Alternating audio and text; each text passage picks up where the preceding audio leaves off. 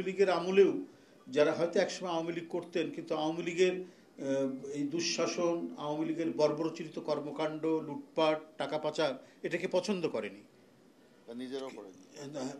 মানে যারা করেনি এই ধরনের মানুষ, তারা আগেই আওয়ামী লীগ থেকে সরে গেছেন, তারা আসতে পারবে না কেন? এছাড়াও আমরা চাচ্ছি যে সমাজে যারা ফ্রেশ মানুষ, একজন ভদ্রলোক হয়তো রিটায়ার্ড করেছেন, তিনি অন্তরে লালন করেন, একজন শিক্ষক হতে পারেন, একজন গভর্নমেন্ট অফিসার হতে পারেন, একজন ব্যাংকার হতে পারেন, একজন এনজিও কর্মকর্তা হতে পারেন, সেটা একজন কৃষক হতে পারেন, একজন শ্রমিক হতে পারেন। এরা এখানে এই ক্ষেত্রে কোনো ক্রাইটেরিয়া নাই তিনি আমাদের যে আদর্শ সেটা বিশ্বাস করেন কিনা। আমরা যে প্রাইমারি মেম্বারের জন্য যে রসিদ দেই, 20 টাকা দিয়ে যে রসিদটা পূরণ করতে হয়, এর সাথে এবারে থাকবে যেটা বললেন পদ্ধতিটা, এবারের পদ্ধতিটা একটা আবেদনপত্র থাকবে। এটা আমাদের কনস্টিটিউশন, আমাদের গঠনতন্ত্রে আছে এবং সেটা ওই যে অঙ্গীকারনামা বা আবেদনপত্র বলি আমরা, এই আবেদনপত্রটা এই যে আপনাকে বলি 55 নম্বর পাতায় আছে। আমরা এবারে যারা প্রাইমারি মেম্বার হবেন, প্রাথমিক সদস্য যারা হবেন, তাদেরকে এই ফর্মটা পূরণ করতে হবে। এই ফর্মটা পূরণ করে তারা রসিদ নিয়ে তারা যাবেন আর কি। তারপর সেরকম হলে আমরা যাচাই বাছাই করবো। এটা আরও ঊর্ধ্বত নেতৃত্ব, আমাদের দলের সম্মানিত ভারপ্রাপ্ত চেয়ারম্যান, পার্টির মহাসচিব, ওনারা এর বিষয়ে আরও পরবর্তী কোনো নির্দেশ যোগ করতে হলে তারা দেবেন, সেটাকেও আমরা এর মধ্যে নিব। কোনো পরামর্শ থাকলে সেটাকে আমরা নিয়ে আমরা করব। তো এটা তো থাকবেই, যাচাই বাছাই তো নিশ্চয়ই থাকতে হবে, কারণ কোনো দোসররা এলাকায় সন্ত্রাসী করেছে, জমি দখল করেছে, টাকা পাচার করেছে, তারা তো নানাভাবেই ঢুকে পড়ার চেষ্টা করবে। সেটাকে যাতে খুব শক্তভাবে তাদেরকে এড়িয়ে গিয়ে একবার ফ্রেশ মানুষ, সমাজের যাদের সুনাম আছে, এলাকার মধ্যে সবাই যাদেরকে ভদ্রলোক বলে জানে, এরা যাতে আমাদের সদস্য হতে যাতে কোনো ধরনের বাধা না পায়, আমরা সেটাই টার্গেট করব। সেখানে মানে সজ্জন মানুষ যারা, হ্যাঁ, সেটা কৃষক, শ্রমিক, মানে যারা যুব তরুণ সবাই তো আছেই, হ্যাঁ, সবাই এর মধ্যে অন্তর্ভুক্ত থাকবেন আর কি। 15 তারিখ থেকে 15 মে থেকে 15 জুলাই পর্যন্ত এটি চলবে। সেটা হচ্ছে নবায়ন পাশাপাশি প্রাথমিক সদস্য সংগ্রহ অভিযান। আমি আবারও বলছি, নবায়ন এবং দলের প্রাথমিক সদস্য সংগ্রহ অভিযান। এই প্রাইমারি মেম্বারশিপ ড্রাইভ যেটা চলবে 2 মাস ব্যাপী, এটা 15 মে থেকে 15 জুলাই। বন্ধুরা আমার, এটিকে বাস্তবায়ন করার জন্য এবং দ্রুতগতিতে দেশব্যাপী আমাদের যে টার্গেট, আমরা টার্গেট করছি প্রায় 1 কোটির অধিক আমরা এবারে প্রাইমারি মেম্বার অর্থাৎ প্রাথমিক সদস্য সংগ্রহ আমরা করব ইনশাল্লাহ।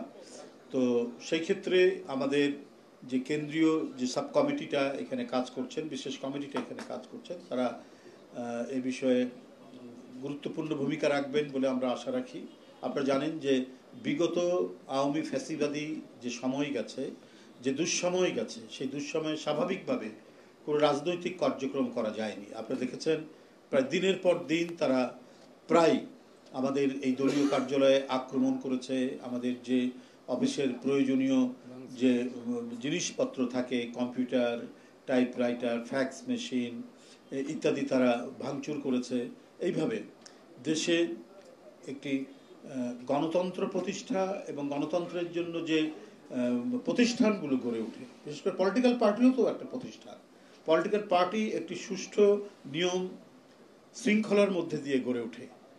সেই নিয়ম শৃঙ্খলাকে একেবারে পর্যুদস্ত করার জন্য এবং একচ্ছত্র একদলীয় দুঃশাসনকে কায়েম রাখার জন্য তারা বিরোধী দলগুলোর উপর মুহুর্মুহু আক্রমণ করেছে।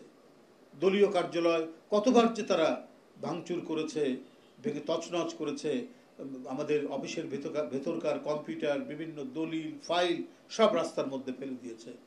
অনেক কিছু তারা এখান থেকে নিয়ে গেছে। তো সেই পরিস্থিতিতে আবারও নতুন করে পুনর্গঠন করা, রিঅর্গানাইজ করা আমাদের একটা কঠিন ব্যাপার, সেটা আমাদের করতে হচ্ছে। এবং সেই ক্ষেত্রে আমাদের দলের এই মুহূর্তে কত লোক আগ্রহী বিএনপি করার জন্য, সেটাও আমরা এই নতুন সদস্য সংগ্রহ যে অভিযান চলবে, সেই অভিযানের মধ্যে আমরা সেটি জানতে পারবো। আপনারা জানেন যে জাতীয়তাবাদী শক্তির প্রতি মানুষের যে আশা আকাঙ্ক্ষা, অত্যন্ত বেশি। তারা জাতীয়তাবাদের পতাকা তলে নিজের একটা ছায়া খুঁজে। স্বৈরাচারী আমলে অনেকেই দলের মেম্বার হওয়ার চেষ্টা করেও ভয় পেত যে আমি মেম্বার হওয়ার পর আমার বাসায় পুলিশ হানা দেয় কিনা, রাত্রে তার বাড়ি রেড করে কিনা, গ্রেপ্তার করে নিয়ে যায় কিনা। এরকম অনেকেই হয়েছে। আপনার কর্মকর্তা ছিলেন সরকারের, অথবা গুরুত্বপূর্ণ কোনো চাকুরিতে তিনি ছিলেন, এই সমস্ত ব্যক্তিরা, বা কোনো গভর্নমেন্ট কলেজের প্রিন্সিপাল, তিনি এই দলীয় কার্যালয়ে এসছেন মেম্বার হওয়ার জন্য। তা আমি বলেছি তার পরের দিন আসুন, কিন্তু ভয় আর তা আসতে পারেন। তারপরের দিন হয়তো রাস্তার মধ্যেই গোয়েন্দা সংস্থার তো আপনার গলিতে গলিতে গলিতে গলিতে মাইক্রোবাস নিয়ে অপেক্ষা করতো, ফলো করতে কারা ঢুকছে কারা বেরোচ্ছে। এমনকি আমাদের এই কার্যালয়ের সামনে সব সার্বক্ষণিক সিসি ক্যামেরা দিয়ে দেখছে কে আসতো বেরোতো। তো এইভাবে রাস্তার মধ্যে হুমকি দিত। কোন বরেণ্য ব্যক্তি, সমাজের মধ্যে, সমাজে যাদের অত্যন্ত সুনাম আছে, এই ধরনের ব্যক্তিরাও আমাদের মেম্বার হওয়ার জন্য আসতো।